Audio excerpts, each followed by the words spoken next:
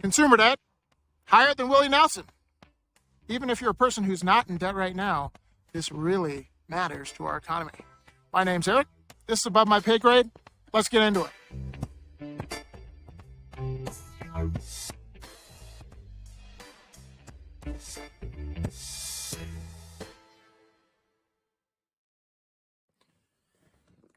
Hello, everyone. Look, even if you're a Dave Ramsey apostle, anti-debt, maybe even paid off your house, consumer debt in the United States is going to have an effect on our economy. Most of our GDP, gross domestic product, is consumption. We import a lot of things and we buy it on credit. Now, what's the problem with this? When everything's working fine and the music hasn't stopped, this seems to have worked. I'll throw up a chart here. The consumer debt in quarter 4 of 2021 rose higher than any other quarter on record for 22 years. Why is this? A lot of economists are saying, well, this is because of inflation. People are buying things on credit to keep their lifestyle alive. Now, I'm not here to chastise people who use credit, but within the article that I'll link it down in the description, a lot of people also refinance their home. Not just refinance, but cash out refi. Now, there's a lot of benefits to cash out refi, and I'll talk about that in another video. But I'm not talking about people that cash out refi and then use that on an investment property. I'm talking about people that cash out refi and use their home as a piggy bank to fund their lifestyle. And even if you disagree with this practice, there's a large majority of Americans that are living right on the edge of massive debt and going into bankruptcy and not being able to pay their bills. Now, how will this work out in an inflationary environment like we're in today? I think there'll be a tipping point where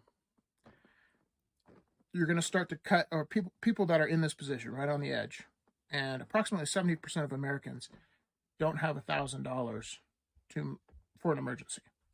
So keep that in mind when I'm talking about this. But a lot of these Americans are using credit to purchase everyday items. Some of them are probably using it for things that they want, not need.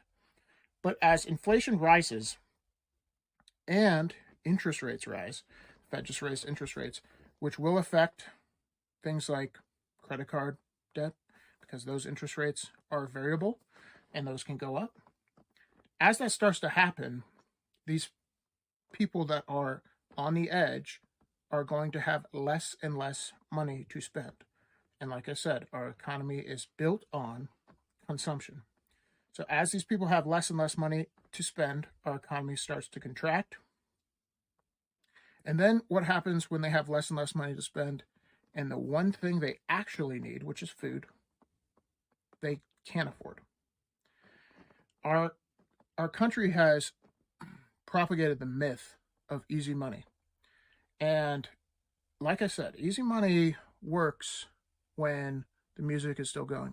But in the game, like the game of musical chairs, when the music stops, if there's not a chair there, you're going to fall on your butt. And I think the same thing is going to happen in our economy. These are some of the warning signs. Some of the signs that your economy is potentially overheated and people are not wisely spending money would be obviously consumer debt. And some of that, like I said, is caused by inflation. So it's not just, hey, I want more stuff. It's, I can't even afford things I need, so I'm going to use debt to buy it. Not a good sign for the economy. And I think we're going to have a correction, fairly massive one, when the music does stop. Some other signs I look at, I like to look up things that make people laugh and make me laugh. But as far as consumption goes and maybe economy being overheated, oftentimes there's rampant speculation. Tons of people are getting rich off stupid stuff. And so people FOMO into it, like GameStop. Not saying that's necessarily a bad thing if you bought GameStop, but a lot of people buy it after the news. So they didn't buy the rumor, sell the news. Once they heard that it went up umpteen thousand%, they're like, I should buy some, and then it crashes. So one of the funniest things that for the life of me, I don't understand is the NFT marketplace. So I kind of understand the non-fungible token technology and how that would be useful. But what I don't understand is the non-fungible token aspect of art. I'll throw up a picture here. These apes one of these sold for $2.7 million.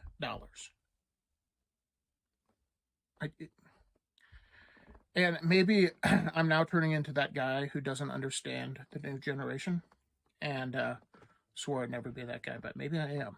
But for the life of me, I don't understand the value behind what's essentially a JPEG. So these pieces of art can't be duplicated, if you will, but you can, like I just did, take a picture of it and put it on your phone. But what makes this unique is it's kind of like a QR code. QR code, you could scan it and it links to something, and it's something unique for that one piece of art. So it's non-fungible, that QR code portion of it. But I don't understand the $2.7 million valuation for an ape. Let me know what you guys think. I don't understand this. But to me, people speculating on items like this that don't have intrinsic value, and typically value should be connected to energy that was expended to get said item, like gold. It's rare and it takes a lot of energy to mine. Same thing with Bitcoin.